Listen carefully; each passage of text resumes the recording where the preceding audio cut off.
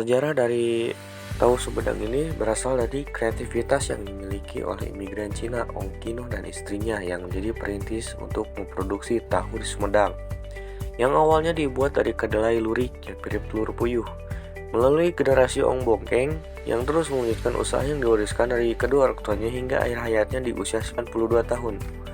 Suatu hari, tempat usaha sang buyutce Ong Bongkeng didatangi oleh Bupati Sumedang, Pangeran Soeharto Atmaja, yang kebetulan tengah melintas dengan menggunakan dokar dalam perjalanan menuju Situraja Sumedang. Kebetulan sang pangeran melihat seorang kakek sedang menggoreng sesuatu. Pangeran Soeharto Atmaja langsung turun begitu melihat bentuk makanan yang amat unik serta baunya yang harum.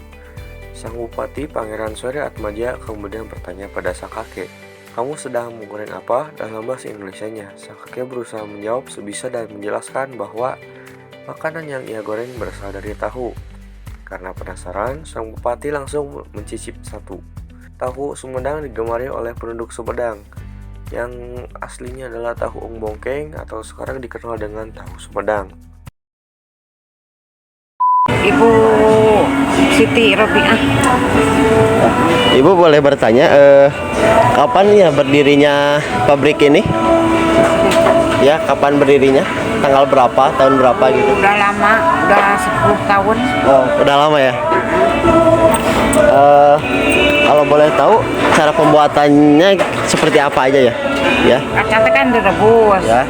Udah direbus, dicuci. Udah dicuci, digiling.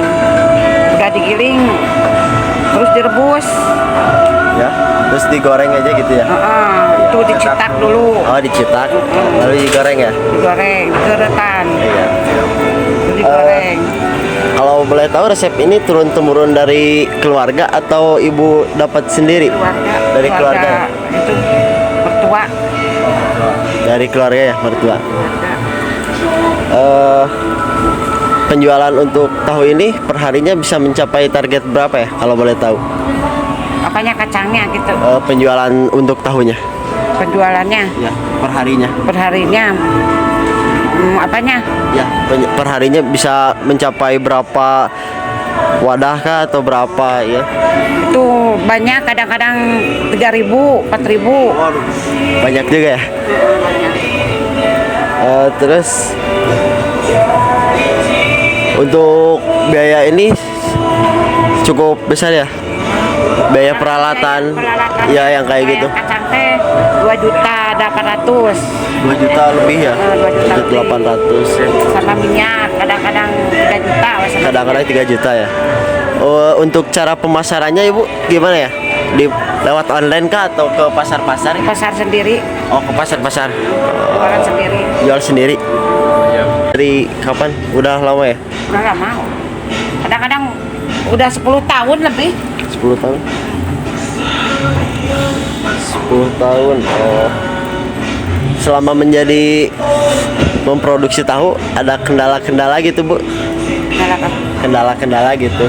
Soal pemasaran kah? Atau lagi sepi gitu? Oh iya, ada. Ada ya? Lagi sepi, kadang-kadang ada maremaknya gitu, enggak ada. Enggak ya? Sedikit tips Ibu untuk menjadi pengusaha tahu kayak Ibu. Sedikit tipsnya boleh dikasih. Barangkali ada yang mau ingin menjadi pengusaha tahu gitu. Boleh sedikit tipsnya gitu. Buat anak gitu. Misalkan saya ingin menjadi pengusaha tahu, boleh tipsnya kayak gimana aja gitu. Caranya apa? Iya, cara menjadi pengusaha tahu kayak Ibu yang sekarang. Gak tahu tuh. Terus gimana tuh? Supaya saya bisa ini nih, kalau misalkan saya ingin menjadi pengusaha tahu kayak Ibu, jadi kayak gimana, harus berusaha kah gitu? Nah, berusaha gitu. Berusaha ya? Dari nol. Dari nol? Nah, dari nol. Kadang-kadang apa?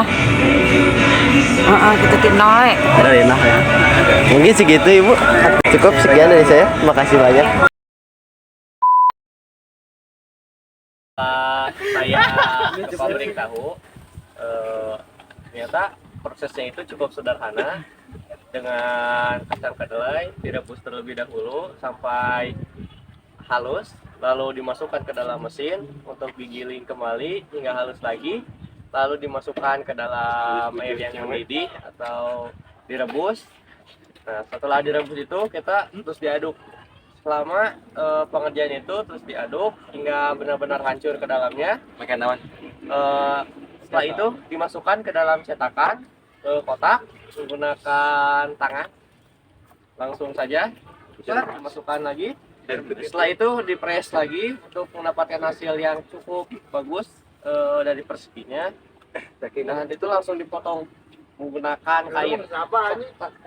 Nah, setelah menggunakan kain itu biasanya disimpan terlebih dahulu agar sedikit dingin dulu untuk tidak langsung dimasukkan ke dalam minyak goreng. Nah, setelah itu setelah agak dingin, tahu yang sudah ditiriskan itu langsung digoreng. Nah, ketika digoreng itu dimasukkan seperti terigu untuk memperkeras tadi tekstur tahunya dari luar tersebut. Nah, untuk prosesnya sendiri waktu dimasak tidak terlalu lama, saya lihat, dan cukup cukup gampang kalau dilihat. Dan pabrik tahunya itu sudah berdiri 10 tahun. Saya setelah bertanya-tanya kepada pemiliknya, ternyata pabrik tahu ini sudah berdiri sejak 10 tahun yang lalu. Sebelumnya juga tahu di sini itu cukup terkenal di kalangan masyarakat di pasar. Dan ketika saya mencoba tahunya cukup enak, jadi mana di luarnya itu cukup crispy, waktu di dalamnya itu sangat squeeze sekali. Dan menurut saya omsetnya itu di tahu ini cukup lumayan untuk perharinya, bahkan distributornya sendiri mencapai 3,5 juta untuk per hari ataupun per minggu. Paling sedikit itu sekitar 2,5 juta. Dan setelah saya teliti ternyata membuat tahu Sumedang itu cukup gampang, dengan alat sederhana, dengan mesin hanya satu, dan bisa diproses untuk yang lama. Nah, menurut saya juga melihat keadaan bisnis tahu ini sangat bagus untuk kita yang ingin memulai usaha tahu, karena cukup gampang, tidak terlalu susah. Hanya saja bumbunya mungkin akan berbeda, karena kata ibunya di sini juga sudah disediakan untuk distributor. Misal Anda punya warung atau di pasar memerlukan tahu, di sini tahunya itu bukan tahu Sumedang gimana tahu yang punya rasa, tapi ini tuh lebih tawar. Ini tuh biasanya untuk dimasak, untuk disayur, untuk lalu dioseng. Kalau enggak pun itu pun untuk diseblak. Nah, seblak ini Jawa Barat, guys. Dan tahu ini juga kalaupun tidak dimasak sebenarnya enak, tapi harus menggunakan bumbu seperti sambal kecap ataupun cengek. Cengek itu cabai, guys. Sama satu lagi, menurut saya dengan pabrik yang sederhana bisa menghasilkan omset yang cukup besar per harinya ataupun per minggunya, itu cukup luar biasa. Nah, karena tadi kan kita sudah ke pabrik tahunya, sudah tanya-tanya sama ibunya. Sekarang kita akan mereview tahunya itu sendiri, guys. Ini dia, lihat banyak. Ini itu kita beli hanya dengan 12.000 rupiah aja, guys. Saya dapat resep ini. Kita coba.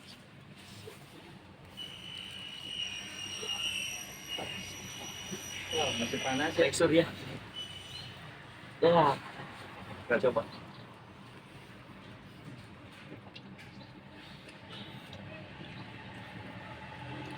Dalamnya lembut, luarnya sangat crispy. Apalagi nanti kita makannya sama cabai, makan nikmat.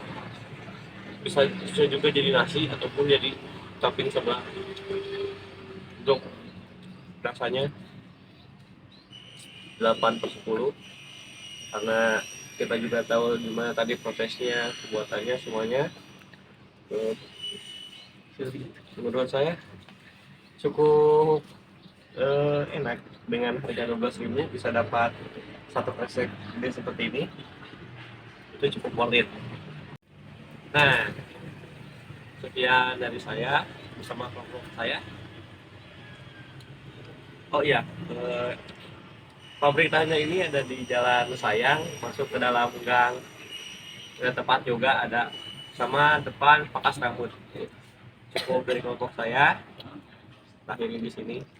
Assalamualaikum warahmatullahi wabarakatuh.